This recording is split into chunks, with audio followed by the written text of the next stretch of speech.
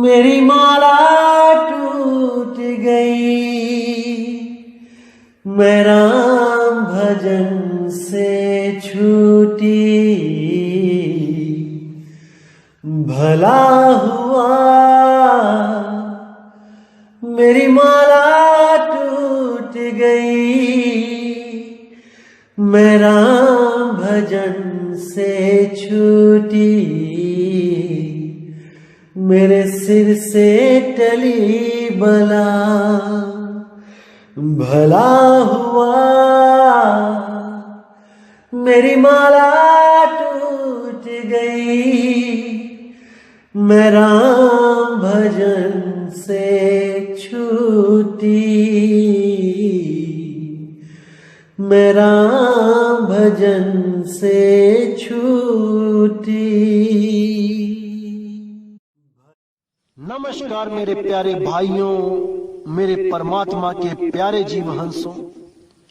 मैं बंदी छोड़ से यही दुआ करूंगा कि आप सब मेरे भाइयों का विवेक इतना बढ़ जाए, इतना बढ़ जाए कि कोई भी काल का दूत या कोई भी अधूरा गुरु या कोई भी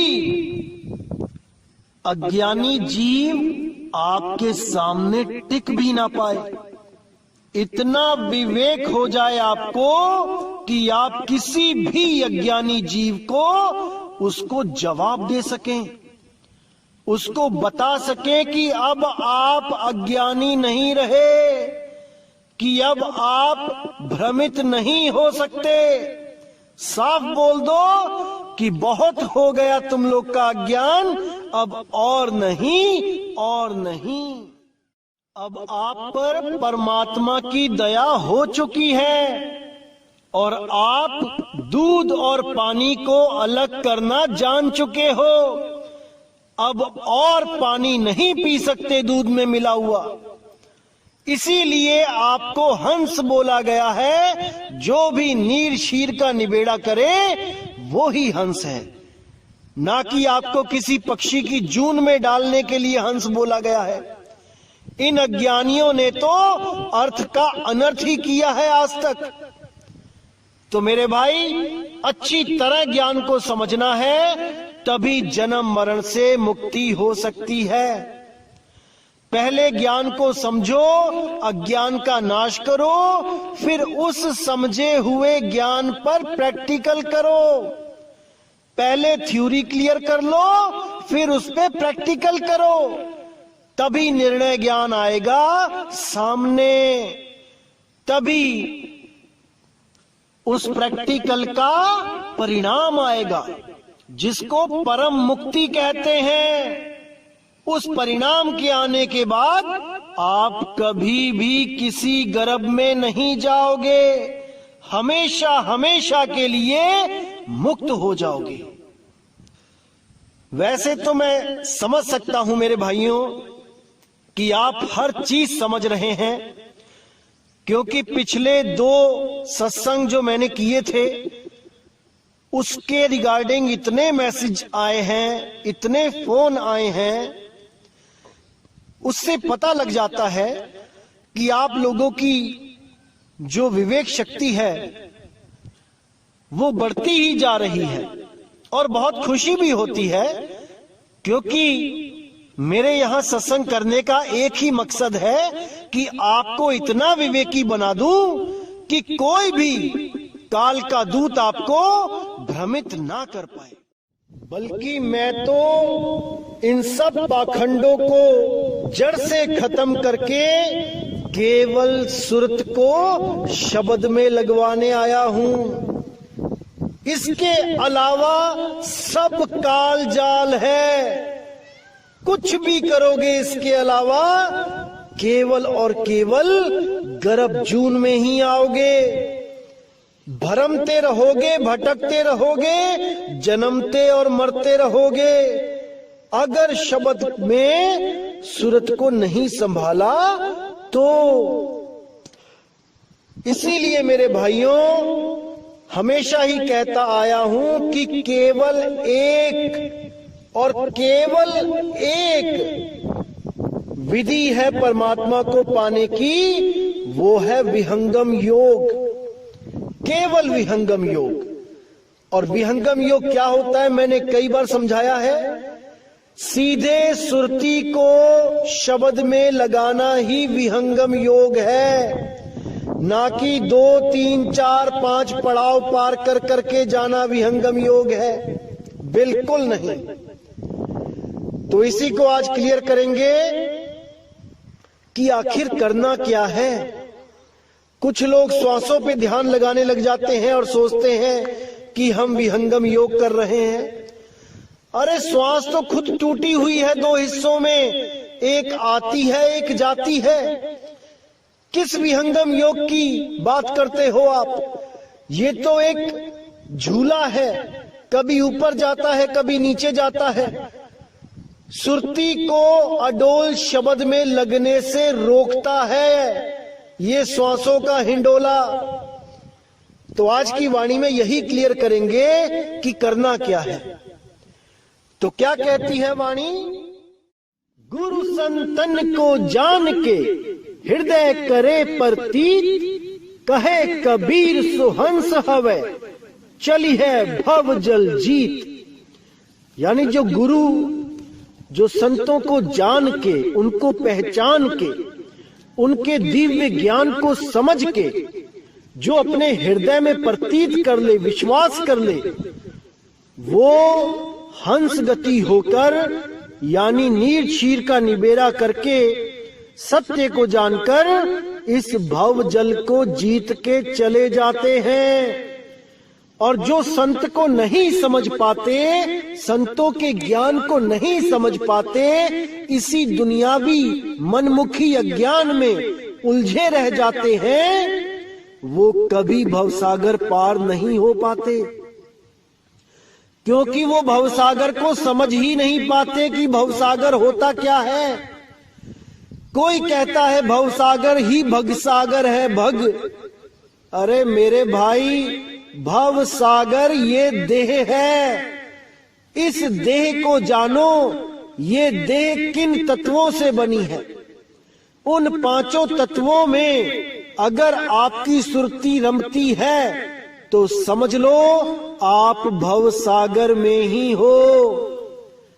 अगर आप श्वासों पे ध्यान लगाने लगे हो, श्वासों का अजपा जाप जपने लगे हो, तो आप भवसागर में ही हो। अगर आप त्रिकुटी में ध्यान लगाने लगे हो, इंगला पिंगला सुषमना में ध्यान लगाने लगे हो, तो भवसागर में ही हो आप। अगर आप नाभि में, कंठ में, हृदय चक्र में, मूल चक्र, गुदा चक्र में ध्यान लगाने लगे हो, नाम जपने लगे हो, तो भवसागर में ही हो आप भवसागर पार नहीं हो सकते। तो आगे कहते हैं, सतगुरु तहां आरती करहीं, सब तज जहां जाए पग धरहीं, चरणामृत साधन को लीजे, मुख उजाकर अचवन कीजे। यहां कबीर साहब समझा रहे हैं कि जहां पर भी सतगुरु जाएं, वो गुरु जो सत्य का प्रचार कर रहा है वो भी सतगुरु होता है। कोई इस भ्रम में ना रहे कि केवल कबीर साहब को ही सतगुरु कहते हैं। ठीक है, सतगुरु कहते हैं, सत साहिब कहते हैं, लेकिन जिसको कबीर साहब चुन लेते हैं अपना प्रचार करने के लिए, वो भी सतगुरु ही होता है, वो असतगुरु नहीं होता है। इसको अच्छी तरह समझ लो। सतगुरु सोई सतनाम बतावे, बाकी गुरु कोई काम ना आवे। अब जो सतनाम है वो क्या है, उसको जानना है। उसको जनवाने वाला गुरु ही सतगुरु है। अब कुछ लोग क्या करते हैं, जो सोहंग के पुजारी हैं, वो सतनाम को सोहंग फिट कर देते हैं कि सतनाम ही सोहंग है। लेकिन कबीर साहब क्या कहते हैं सोहंग सोहंग जपी मुआ, व्यर्थ्या जन्म गवाया। यानी सोहम सतनाम नहीं है तो क्या है सतनाम, इसको जानना है। असल में सतनाम और कबीर साहब एक ही चीज है, लेकिन ये अज्ञानी गुरु नहीं समझ पाते इन बातों को। इसीलिए इन लोगों से बचने को कहा है कबीर साहब ने। तो साहिब कहते हैं झूठे गुरु को झटक दे, शिष्य शाखा को फूक, वाह में दोष जरा नहीं, शब्द कहा हम कूक। ये जितने भी अधूरे गुरु हैं और इनके लाखों करोड़ों शिष्य, कहते हैं शिष्य शाखा को फूक। ये लंबी लंबी लाइनें लगी हैं, फूक दे उनको, मतलब मोह भंग कर दे अपना वहां से कि देखो मेरे गुरुजी के पास कितनी संगत है, 1 करोड़ 2 करोड़ 5 करोड़। फूक दे उस संगत को। अब इसका मतलब ये नहीं है कि आग लगा के फूक दे, इसका मतलब है विवेक के द्वारा उनसे अलग हो जाओ, तभी कल्याण होगा। अन्यथा उन्हीं भेड़ की लाइनों में आप भी एक भेड़ बनके शामिल हो जाओगे। इसीलिए विवेक दिया जाता है ताकि आप उन भेड़ों की लाइनों से अलग खड़े नजर आओ, इसीलिए विवेक दिया जाता है। तो साहिब ने यहां पे साफ कह दिया कि जहां भी सतगुरु मिले उनकी आरती करो, उनके ऊपर तन मन धन निछावर करो, क्योंकि वही एक ऐसी हस्ती है जिनकी आपने सेवा करनी है। इस दुनिया में सतगुरु के अलावा और कोई इस लायक नहीं कि आप तन मन धन से उनकी सेवा करो। कुछ लोग सोचेंगे कि माता पिता क्यों नहीं, ठीक है माता पिता की भी सेवा करनी चाहिए, लेकिन माता पिता और सतगुरु का कोई मेल नहीं है। कबीर साहब कहते हैं माता पिता मिल जाएंगे 184 माही, सत भक्ति गुरु बंदगी फिर मिलेगी नहीं। यानी माता पिता तो हर जून में मिल जाएंगे, अगर आप गाय भेड़ बकरी भी बन जाते हो तब भी माता पिता आपको मिल जाएंगे, लेकिन किसी जून में सत भक्ति सेवा बंदगी नहीं मिलेगी। इसलिए इस जन्म में सतगुरु की सेवा कर लेनी चाहिए। तो आगे कहते हैं चरणामृत साधन को लीजे, मुख पुजा कर अचवन कीजे। यानी गुरु का चरणामृत लेना चाहिए और साधना करनी चाहिए। चरणामृत लेने का बहुत बड़ा महत्व होता है, इससे साधना में लगन लगती है, साधना बहुत अच्छी बनने लग जाती है गुरु का चरणामृत लेने से। तो ध्यान देने योग्य जो बात है यहाँ पे कि यहाँ पे सतगुरु की आरती करने को, उन पे तन मन धन अर्पण करने को, उनका चरणामृत लेने को और भोजन करवा के उनका मुख साफ करने के लिए पानी देने को, ये सब जो बातें बताई गई हैं ये किस गुरु के बारे में बताया गया है ये जानना है। जैसे कि आपको पता है कि कबीर साहब तो 5 तत्व के हैं नहीं जो वो भोजन करेंगे, क्योंकि वाणी भी प्रमाणित करती है कि पानी से पैदा नहीं श्वासा नहीं शरीर, अन्न आहार करते नहीं वाह को नाम कबीर। तो जब कबीर साहब अन्न आहार करते नहीं तो यहां पे सतगुरु किसके लिए लिखा गया है, विचार करना है।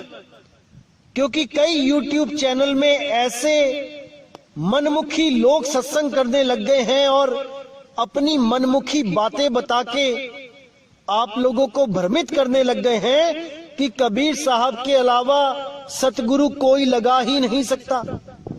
अरे यहां स्वयं कबीर साहब सतगुरु की उपाधि दे रहे हैं उस गुरु को, और उसका चरणामृत लेने के लिए भी बोल रहे हैं, और उनको भोजन करा के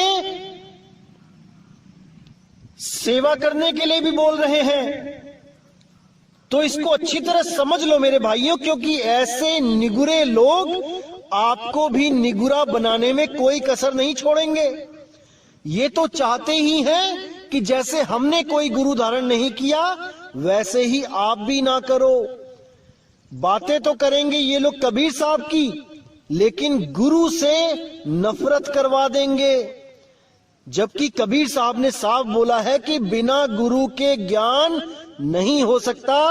परमात्मा और गुरु अगर एक साथ भी खड़े होकर दर्शन दे दे तो गुरु के पहले चरण छुओ, साफ बोला है।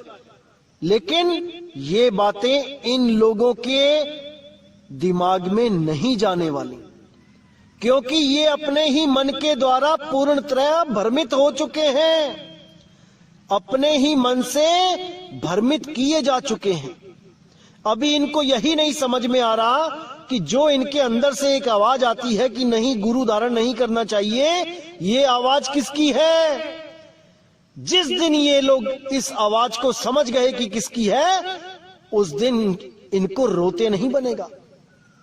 अभी तो हंसते हैं ये लोग, लेकिन जब इनको समझ में आ गया कि ये काल अंदर से प्रेरणा दे रहा था कि गुरु धारण मत करना, और इन्होंने उस काल की आवाज को मान लिया, और इन्होंने जीवन भर गुरु नहीं धारण किया, और केवल किताबें पढ़ के अपने आप ही उस सिद्धांत तक पहुंचने की कोशिश करी, जिसके लिए कबीर साहब ने कहा है कोटि जन्म का पंथ था, पल में दिया पहुंचाए, सतगुरु बड़े दयाल हैं, जो भेद दिया बतलाए। वो सतगुरु भेद बताता है, ये किताबों से भेद नहीं पता चल पाता, क्योंकि किताबों में वो भेद दिया ही नहीं गया है। 33 अरब ज्ञान हम भाखा, मूल ज्ञान गुप्त कर राखा। इन ग्रंथों में वो है ही नहीं जो तुम सोच रहे हो कि ग्रंथ को पढ़ के मुझे मूल ज्ञान समझ में आ जाएगा। इसलिए मेरे भाई विवेक लगाओ, विचार करो, अभी समय है, और ऐसे लोगों के चंगुल में मत फंसो। साहिब बंदी।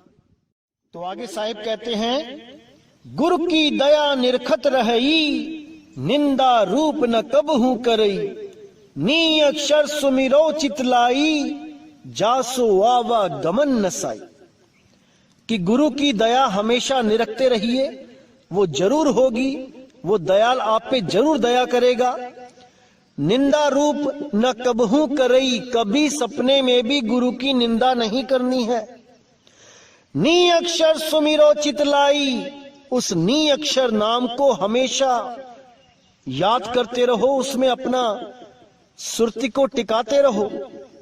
जासो आवागमन नसाई, जिससे आपका आवागमन सदा सदा के लिए समाप्त हो जाए।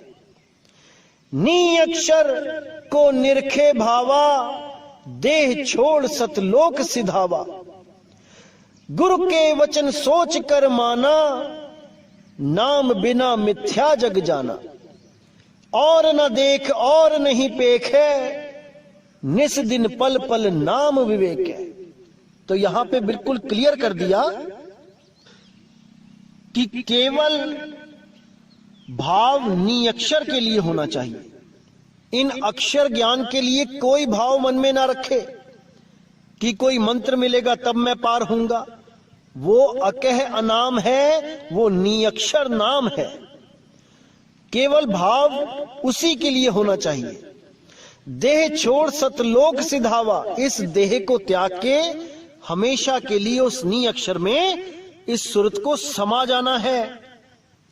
गुरु के वचन सोच कर माना, नाम बिना मिथ्या जग जाना।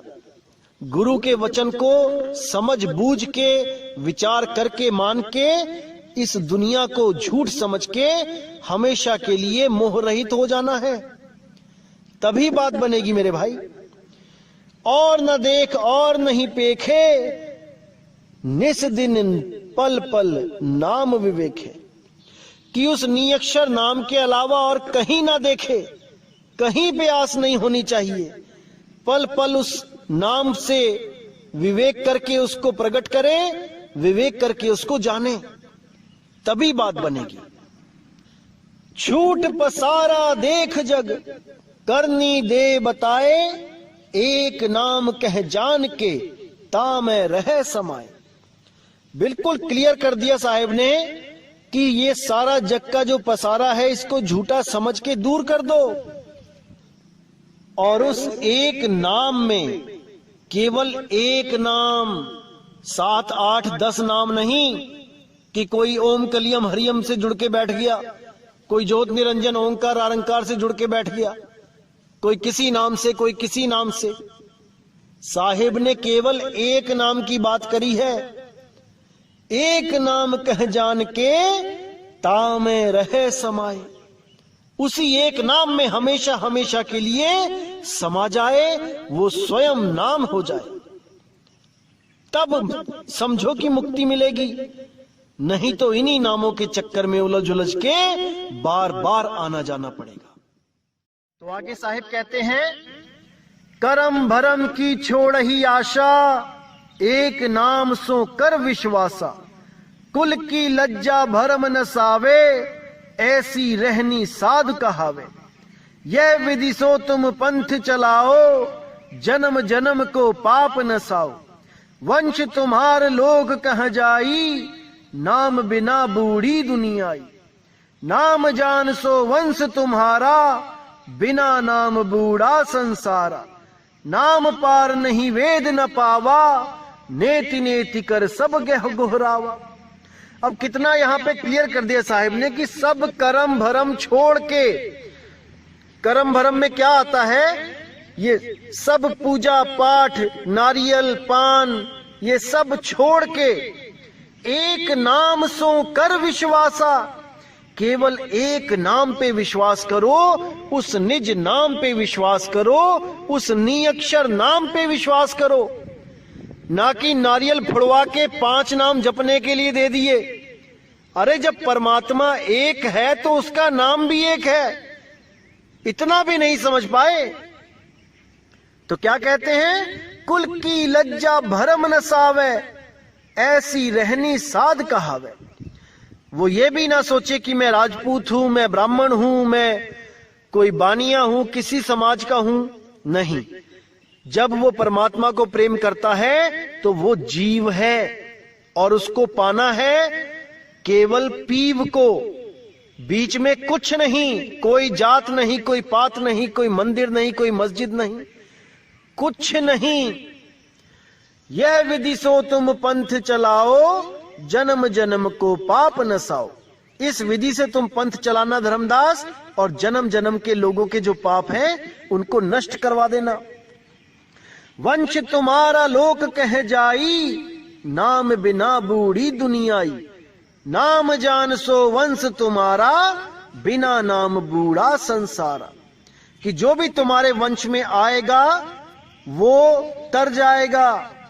किस वंश में? गुरु शिष्य वंश में, ना कि गुरु पुत्र वंश में। नाम बिना बूढ़ी दुनियाई, नाम के बिना सारी दुनिया बूढ़ेगी यानी डूबेगी। नाम जान सो वंश तुम्हारा, जो तुम्हारा अके अनाम, वो निअक्षर नाम जानता है वही तुम्हारा वंश है। जो ये 5 नाम देते हैं ये तुम्हारा वंश नहीं है, ये काल घुसा हुआ है तुम्हारे वंश में। तो साहिब कहते हैं नाम जान सो वंश तुम्हारा, जो तुम्हारे नाम को जानते हैं वही तुम्हारा वंश है। बिना नाम बूढ़ा संसारा, बिना नाम के सारा संसार भी बूढ़ेगा, और ये जो गद्दियों पे बैठे हैं 5-5 नाम देते हैं ये भी बूढ़ेंगे, क्योंकि ये भी संसारी गुरु हैं, ये तुम्हारे वंशज नहीं हैं। ये केवल नाम के वंशज हैं, काम के वंशज नहीं हैं। नाम पार नहीं वेद न पावा, नेति नेति कर सब गोहरावा। कि इस नाम को वेद भी नहीं जान पाए, और जो ये गुरु लोग वेदों की दुहाई देते हैं कि वेदों में कबीर साहब ने साधना बताई है वेदों के द्वारा, ये सब झूठ बोलते हैं। कबीर साहब तो कहते हैं वेद हमारा भेद है, हम वेदन के माही, जौन भेद से मैं मिलूं, वेद हु जानत नाही। जब वेद जानते ही नहीं है तो उसको खोल ही क्यों रहे हो? खोल के भी क्या मिलेगा? अगर कहीं चंद अक्षर ढूंढ भी लिए, कबीर कबीर कबीर लिखा हुआ, तब भी वो जानते नहीं है कबीर को। खोलना ना खोलना एक बराबर है। तो जब हम वेद, पुराण, गीता और भी कई ग्रंथ जब हम पढ़ते हैं, तो जैसे मैंने पुराण में भी दिखाया था कि वहां पर सोहंग नाम दिया हुआ था, मंत्र दिया हुआ था, और उसके कई हजार जाप करने की बात की गई थी। इसी प्रकार कई हजार जाप करने के बाद सोहंग के तब जीव ब्रह्म अवस्था को प्राप्त होता है। अब कुछ कबीर पंथी भी ऐसे हैं जो सोहंग नाम से, सोहंग अजपा जाप जपवा के परमात्मा प्राप्त करने का दावा करते हैं और श्वासों पे ही ध्यान लगाते हैं, श्वासों को ही सत्य मानते हैं, और ये दावा भी करते हैं कि कबीर साहब ने हमेशा श्वासों पे ही ध्यान लगाने की बात करी है, जबकि वो सत्य को नहीं जानते। कबीर साहब ने तो श्वासा को बंधन बोला है कि इस सांस के द्वारा ही जीव बंधन में है। अगर इस सांस से वो अपने आप को अलग कर ले तो इस जीव को पकड़ने वाला कोई नहीं। ये सुरती हमेशा के लिए जीव अवस्था से पीव अवस्था में प्राप्त हो जाएगी, चली जाएगी। लेकिन ये लोग नहीं जान पाए कि कैसे अलग करना है, और जो गांठ पहले से ही पड़ी हुई थी उसी गांठ को और मजबूत करने में लग गए, जबकि गांठ खोलनी थी। तो कैसे ये पवन के साथ सुरती का मेल हो जाता है और बंधन में आ जाता है, इसका जिक्र करते हुए कबीर साहब ने वाणी में क्या बोला है, आइए देखते हैं।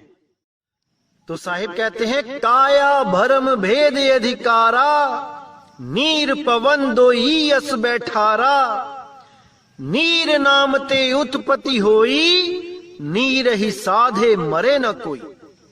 यहां पे कबीर साहब काल जाल के बारे में बता रहे हैं कि कैसे काल ने जुगत लगा के इस जीव को उलझाया है। किन दो तत्वों में सबसे ज्यादा जीव को उलझा रखा है, वो है नीर और पवन। इन दोनों को अगर आपने समझ लिया और इनसे अलग होने की विधि जान ली तो समझ जाना मेरे भाई कि आप मुक्त हैं। तो क्या कहते हैं, काया भरम भेद अधिकारा, नीर पवन दोई अस बैठारा, नीर नाम ते उत्पत्ति होई, नीर ही साधे मरे ना कोई। यानी पानी के द्वारा जब बीज बनाया जाता है और पानी से ही सबको पैदा किया जाता है, तो वही काल का पहला जाल है, क्योंकि सारे शरीर पानी से ही पैदा किए जा रहे हैं। और पानी से पैदा करने के बाद दूसरा जाल क्या है, दूसर पवन अंग की धारा, तापर सोहंग सुरती बैठारा। उस पवन धार को जोड़ दिया जाता है इस जीव के शरीर से और उस पे सुरती, सोहंग सुरती को बैठा दिया जाता है। अब पवन पे कौन बैठा है, सोहंग सुरती, और वो उसको एक वाहन के रूप में चला रही है। जैसे आप मोटरसाइकिल के ऊपर बैठ के एक शहर से दूसरे शहर में जाओ तो मोटरसाइकिल तो जड़ है और आप चेतन हो, आप चला रहे हो इसलिए वो चल रही है।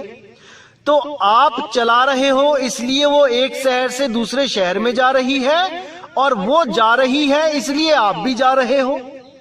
समझो इस बात को कि गाड़ी के ऊपर आप बैठे हो, आपकी वजह से गाड़ी चल रही है और गाड़ी की वजह से आप भी चल रहे हो। तो यही वो गांठ है जिसको खोलना है, क्योंकि पवन के द्वारा ही ये सुरती एक शरीर से दूसरे शरीर में जा रही है, एक गर्भ से दूसरे गर्भ में जा रही है। जिस गुरु ने दोबारा आपको इसी पवन से जोड़ दिया, ये कहकर कि तुम इस पवन से जुड़ जाओ, इस पवन से साधन करो, सुरती लगाओ इस पवन पे, तो समझ जाना मेरे भाई कि आपको उसने एक और गांठ में जोड़ दिया है। गांठ खोलने की जगह एक और गांठ मार दी वहां पे। अब आप सारी उम्र अलग नहीं हो सकते। इसीलिए सतगुरु क्या करते हैं, उस गांठ को खोल देते हैं। तो क्या बोलते हैं, दूसर पवन अंग की धारा, तापर सोहंग सुरती बैठारा। पवन भेद है अग में अपारा, आदि अंत सब कीन पसारा। यही पवन और जल, यही दोनों की वजह से इस आदि अंत का पसारा पड़ा हुआ है। ये दोनों खत्म हो जाएं तो यहां पर कोई जीव ना रह पाए। पवन डारी श्वासा अवगाहा, बिन सतगुरु पावै नहीं लाहा। अवगाहा का मतलब होता है बहुत गूढ़ भेद रहस्य। पवन डारी श्वासा अवगाहा, यानी इस पवन का भेद बताने वाला कोई बिरला ही गुरु होगा जो इस गूढ़ ज्ञान को बताएगा। और इन दोनों जो भरम जाल हैं, पवन और जल, इन दोनों से आपको अलग कर देगा। बिन सतगुरु पावे नहीं लाहा, बिना सतगुरु के आप इन दोनों तत्वों से जुदा नहीं हो सकते।